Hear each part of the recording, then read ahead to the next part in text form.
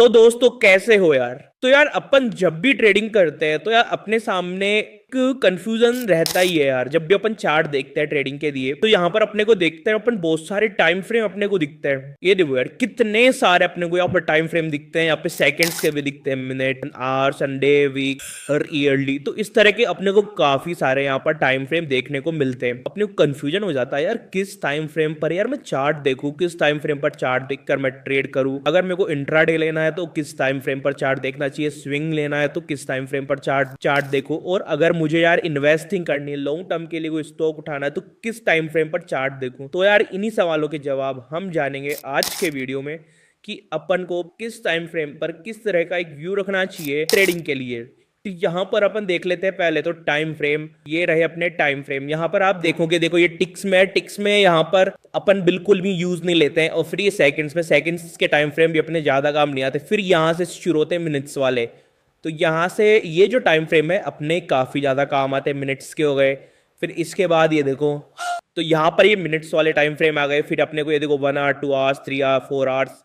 फिर ये one one day, 1 week, 1 month, 3 months, 6 months, 12 months. तो इस तरह अपने को काफी सारे टाइम फ्रेम यहाँ पर देखने को मिलेंगे। तो सबसे पहले अपन ये जान लेते हैं कि टाइम फ्रेम और कैंडल में क्या जो है रिलेशन रहता है। तो यहाँ पर देखो ये 5 मिनट का टाइम फ्रेम आपको दिख रहा है। यहाँ पर 5 मिनट का मैंने चार्ट लगा रखा है निफ्टी पे। अब यहाँ पर ये है कि ये जो एक पर कैंडल, जो भी कैंडल 5 मिनट के चार्ट पर बन रही है वो एक 5 मिनट की कैंडल है। मतलब उसको बनने में टोटल 5 मिनट्स लगे हैं, जहां से इसकी ओपनिंग हुई है और जहां पर ये एंड हुई है। टोटल जो ड्यूरेशन है वो 5 मिनट का है इसमें।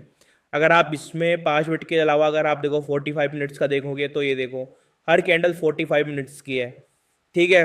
अब होता क्या है ना कि देखो कुछ भी नहीं, यहाँ पे अगर मान लेते हैं 1 मिनट की कोई कैंडल है तो 1 मिनट की 2 कैंडल मिलकर 2 मिनट बनाएगी। 1 मिनट की 5 कैंडल मिलकर मिलकर 5 मिनट की एक कैंडल क्रिएट करेगी। और 5 मिनट की 6 कैंडल मिलकर 30 मिनट की एक कैंडल क्रिएट करेगी। तो इस तरह से क्या होता है ना कि हर टाइम फ्रेम जुड़कर एक बड़ी कैंडल को क्रिएट करता है, बड़े टाइम फ्रेम की कैंडल को क्रिएट करता है। तो इसमें अपन इतना ही है कि इतना ज़्यादा डिटेल नहीं देखेंगे। यहाँ पर अपन देखेंगे कि ये जो कैंडल्स है ये 5 मिनट में बनी है। कोई कैंडल जो आपको जिस भी टाइम फ्रेम के चार्ट पर देखना है तो सीधी सी बात है कि वो जो कैंडल बन रही है वहां पर, वो जिस टाइम फ्रेम का आपने चार्ट लगा रखा है उस टाइम फ्रेम में वो कैंडल क्रिएट हो रही है। ठीक है। तो यहाँ पर अपन ने ये देख लिया। अब बात आ जाती है कि यार अपन ट्रेडिंग कर रहे हैं तो अब ट्रेडिंग के कई सारे तरीके होते हैं ट्रेडिंग करने के। स्विंग ट्रेड हो गया, इंट्राडे हो गया, लॉन्ग टर्म के लिए हो गया, पोजिशनल ट्रेड्स हो गए। तो यहाँ पर अपने को किस किस तरह से किस किस टाइम फ्रेम को अपने को यूज करना चाहिए। तो ठीक है, चलिए अब शुरू करते हैं अपन। तो किस तरह से अपन यूज कर सकते हैं। सबसे बड़ा अपन जो टाइम फ्रेम यूज करते हैं वो कौन सा है। सबसे बड़ा टाइम फ्रेम जो अपन यूज करते हैं वो है अपना, ये देखो 12 मंथ्स, मतलब 1 साल का टाइम फ्रेम। ये देखो टोटल निफ्टी कहाँ से स्टार्ट हुआ था 1990 से और अभी चल रहा है 2025। टोटल कैंडल 35 कैंडल्स बस। तो यहाँ से अपन ये जो है यहाँ पर ये 1 साल का एक टाइम फ्रेम है। और जो भी कैंडल यहाँ पर बन रही है वो पर कैंडल 1 ईयर ड्यूरेशन ले रही है। ये देख लो आप, शुरू हुई थी ये कैंडल 1 जनवरी 1991 को। ठीक है। और फिर ये क्लोज हुई है 31 दिसंबर 1991, इस तरह से। तो ठीक है, यहां पर आपको देखा आपने, जो देखा आपने ये ईयरली कैंडल्स है। ठीक है। अब ईयरली कैंडल्स अपने क्या काम आती है यार। तो ईयरली कैंडल्स का अपन यूज लेते हैं ओवरऑल व्यू देखने में। ओवरऑल व्यू कैसे कि इसका ऑल टाइम हाई क्या है, ऑल टाइम लो क्या है। ठीक है। पूरा ओवरऑल चार्ट का अपने को समझ में आ जाता है कि किस टाइम इसने ब्रिप मारा, किस टाइम इसमें बूम आया। इस तरह से अपने को समझ में आ जाता है। अब देखो निफ्टी का तुम चार्ट देखो, शुरू हुआ था तब से लगातार ही बढ़ता जा रहा है। निफ्टी लगातार बढ़ रहा है, हर साल निफ्टी बढ़ रहा है। बस ये देखो 2008 से लेकर 2007 से लेकर 2012 के बीच में यहाँ पर कंसोलिडेशन था काफी ज्यादा। अब कंसोलिडेशन क्यों था, क्योंकि आपने देखा होगा 2008 में जो क्राइसिस आया था इस कारण यहाँ पर कंसोलिडेशन रहा है। ठीक है। तो यहाँ पर जो ईयरली चार्ट आते हैं अपने, वो अपने को ओनली ओवरऑल व्यू देखने के काम आते हैं। यहाँ से अपन कोई ट्रेड प्लान नहीं करते हैं इनमें। चलिए अब बात आ जाती है मंथली 1 मंथ की कैंडल की। तो यहाँ पर अपन देख लेते हैं।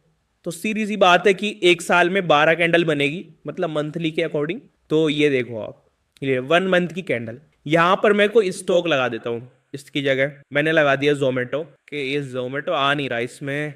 लीजिए मैंने लगा दिया कि यहाँ पर रिलायंस का स्टॉक, ठीक है। अब ये रिलायंस का मंथली चार्ट है, जो भी एक कैंडल बन रही है वो 1 मंथ की कैंडल बन रही है। अब यहाँ पर जो मंथली चार्ट होता है वो अपने किस काम आता है, ये भी मंथली चार्ट भी अपने क्या है ट्रेडिंग पे काम पर नहीं आता है। क्यों? क्योंकि मंथली चार्ट भी जो है अपने को बहुत बड़ा व्यू देता है, इस तरह से नहीं कि यार यहाँ से अपन देख कर कोई ट्रेड प्लान कर ले। अगर मान लेते हैं आपने कोई ट्रेड प्लान कर ली मंथली चार्ट देखकर, ठीक है, मान लेते हैं, चलो आपने यहाँ से देखकर इस कैंडल पर यहाँ पर कोई ट्रेड प्लान की, ठीक है। अब ये देखो 1 2 3 4 5 6 7 8 9 10 10 महीने तक कुछ भी नहीं रहा, 10 महीने तक सिर्फ ये एक रेंज में घूमता रहेगा। इसलिए इतने बड़े टाइम फ्रेम पर अपन कोई भी ट्रेड प्लान नहीं करते हैं, ये ट्रेडिंग के लिए नहीं है, ये सिर्फ अपने को जो बड़े टाइम फ्रेम है अपने को व्यू दिखाते हैं, ठीक है। तो अब आ जाते हैं अपन मंथली टाइम फ्रेम पर। तो यहाँ पर आप देख रहे हो रिलायंस का जो है मंथली चार्ट है, हर एक कैंडल जो है 1 मंथ की यहाँ पर एक कैंडल है, ठीक है। तो यहाँ पर जो अपन व्यू देखते हैं किस तरह से देखते हैं इसको, यहाँ पर भी ये हमें एक ब्रॉडर व्यू जो है देता है, जैसे अपने ईयरली चार्ट में देखा था उसी तरह मंथली चार्ट में भी अपने को एक व्यू सामने आता है कि अच्छा यहाँ पर इसका लो है, यहाँ पर इसका हाई है, और इस तरह से काफी।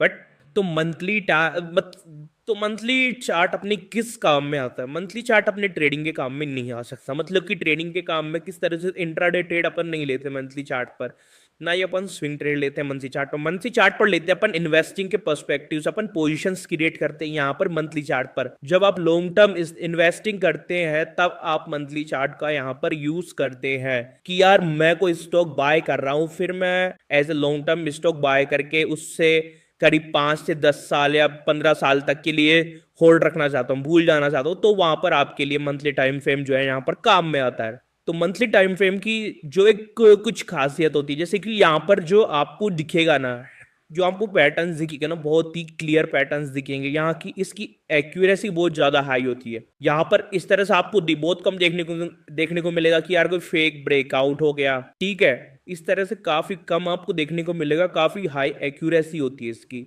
आप कोई भी, जैसे आप कोई स्ट्रैटेजी है, मान लेते हैं आपकी इन्वेस्टिंग से रिलेटेड कोई स्ट्रैटेजी है कि यार मैं यहाँ से जब इस तरह कुछ होता है तब कोई स्टॉक को बाय करके रखता हूँ लॉन्ग टर्म इन्वेस्टिंग के लिए, तो यहाँ पर आप आसानी से कर सकते हैं। बिल्कुल बहुत ही क्लियर चार्ट रहता है, ज़्यादा नॉइस रहता ही नहीं इस चार्ट में। यहाँ पर आप इस चार्ट में भी देख सकते हो, ये थोड़ा जोन था कंसोलिडेशन का, जोन जो कोविड के टाइम पर बना था इसमें।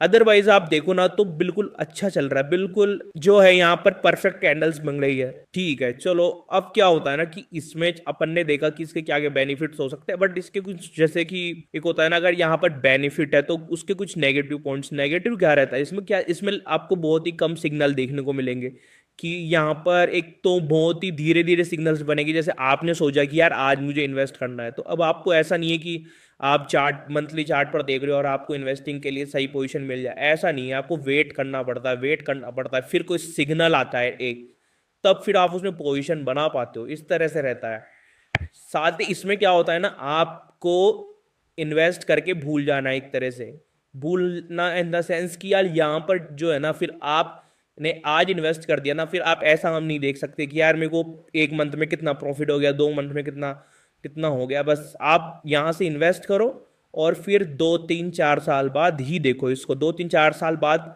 आप देखो कि यार अच्छा किस तरह मेरा जो स्टॉक है वो परफॉर्म कर रहा है। इस तरह ये आपको 2 4 साल बाद ही रिजल्ट दिखाए रहा हो। चलो मंथली के बाद आ जाते हैं अपन वीकली टाइम फ्रेम पर, ठीक है।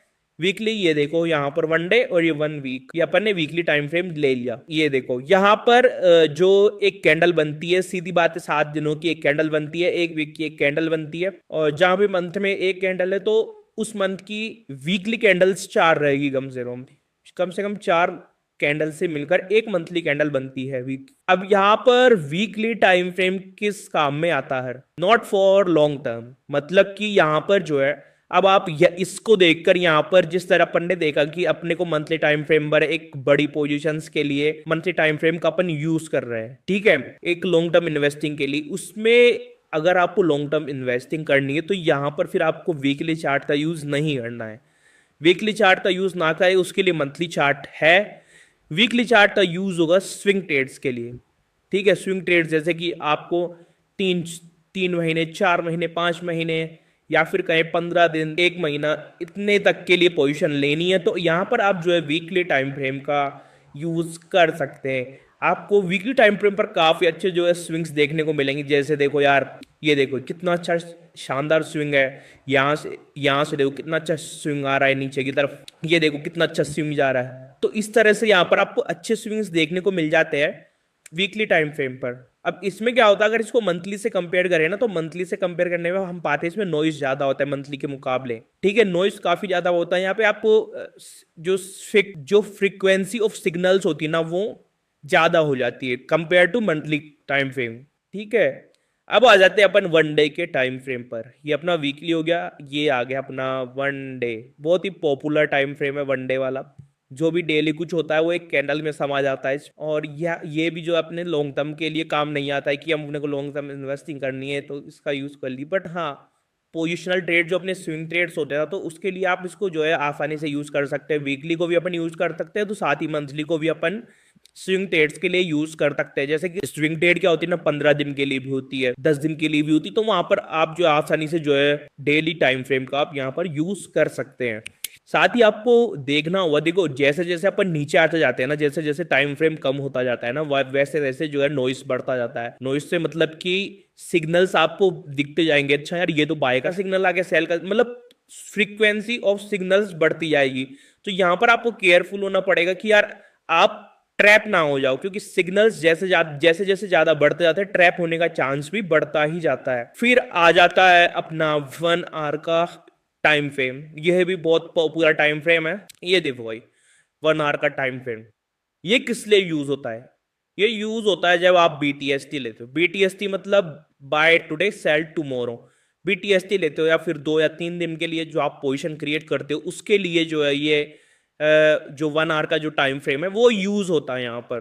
क्योंकि बीटीएसटी ट्रेड्स कितने 24 घंटे 48 घंटे के लिए होती है ना, तो इसलिए फिर यहाँ पर आर्ली टाइम फ्रेम का यहाँ पर यूज करते हैं। अब आ जाता है भाई इंट्राडे पर। इंट्राडे, तो यहाँ पर देखते हैं अपन इंट्राडे किन किन टाइम फ्रेम पर होता है।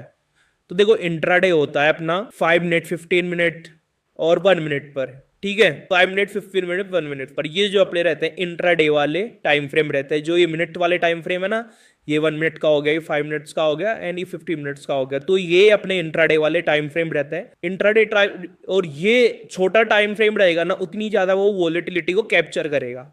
ठीक है, अगर मान लेते हैं आप यहाँ पर 1 मिनट का टाइम फ्रेम लगा दोगे ना, तो ये देखो आपको हर स्विंग पे ट्रेड देखने को मिलेगा। और कैंडल्स देखो यार, आप बड़ी बड़ी कैंडल्स तो आसानी से देखने को मिल जाएगी आपको।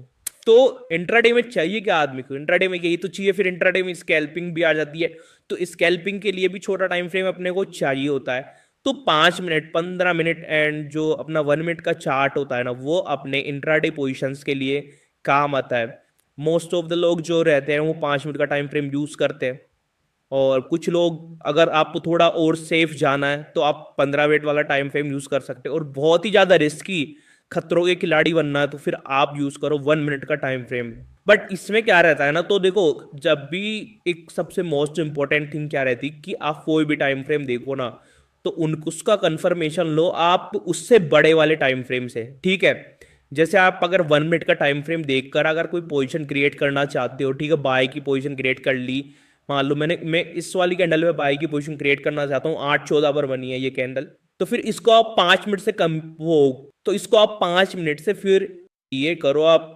ये देखो 5 मिनट का चार्ट चला है, 5 मिनट से आप एक बार कंफर्म कर लो। 8-14 था ना, ये देखो 8-15। तो यहाँ पर देख सकते हो आप कि यार हाँ यार, यहाँ पर भी एक बुलिश जो है मोमेंटम बन रहा है और 1 मिनट पर भी बुलिश मोमेंटम बन रहा है। देन जो एंट्री हो सकती है मेरी 1 मिनट पर वो सही है। यहाँ से आपको ये कंफर्मेशन मिल जाता है। तो इस तरह से जो है अपन इंट्राडे में इन वाले टाइम फ्रेम को यूज लेते हैं। और इंट्राडे में क्या होता है, अपने को छोटा एसएल रखना होता है। छोटा एसएल के लिए छोटा टाइम फ्रेम सबसे बेस्ट है। जितना बड़ा टाइम फ्रेम होगा आपका एसएल पॉइंट्स भी उतने ही बड़े होंगे। क्योंकि जितना बड़ा टाइम फ्रेम होगा, जो कैंडल के पॉइंट्स है, एक कैंडल में जितने पॉइंट्स आ रखे हैं वो भी बहुत ज्यादा हो जाएंगे। जैसे कि मान लो यहाँ से मैं दिखाता हूँ, एक एग्जांपल के लिए दिखाता हूँ।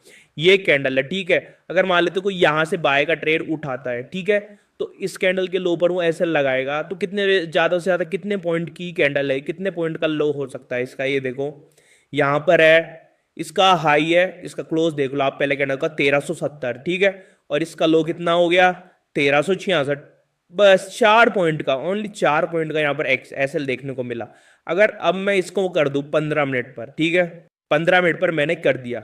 अब यहाँ पर 15 मिनट पे कैसे एंट्री मिलेगी, कहां पर, इस वाली कैंडल अपनी परफेक्ट एंट्री बना रही है। अब इस कैंडल का क्लोज देखो, 1372 तो इसका क्लोज है, और इस कैंडल का लो देख लो, 1366 इसका लो है। तो यहां पर कितने पॉइंट का एसएल हो गया, यहां पर हो गया अपने 6 पॉइंट का एसएल। तो मतलब जैसे जैसे टाइम फ्रेम बढ़ता जाएगा ना, आपका एसएल भी बढ़ता जाएगा। अगर आपको एसएल छोटा रखना है ना, फिर आप टाइम फ्रेम भी छोटा ही रखो।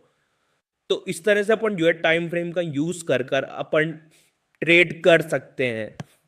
तो आगे से आप जब भी ट्रेडिंग करो तो यार टाइम फ्रेम का अच्छे से ध्यान रखो। पहले आप खुद को क्लियर करो कि मैं किस तरह की पोजीशन लेने वाला हूँ, फिर उस अकॉर्डिंग अपना टाइम फ्रेम डिसाइड करो। फिर जो डिसाइड किया गया टाइम फ्रेम है, उस टाइम फ्रेम के अकॉर्डिंग अपनी पोजीशन साइज को डिसाइड करो और फिर पोजीशन लो। तो टाइम फ्रेम जो है ट्रेडिंग में काफ़ी ज़्यादा इंपॉर्टेंट हो जाता है। तो आज के लिए बस इतना ही, फिर मिलते हैं अपन नेक्स्ट वीडियो में अपनी।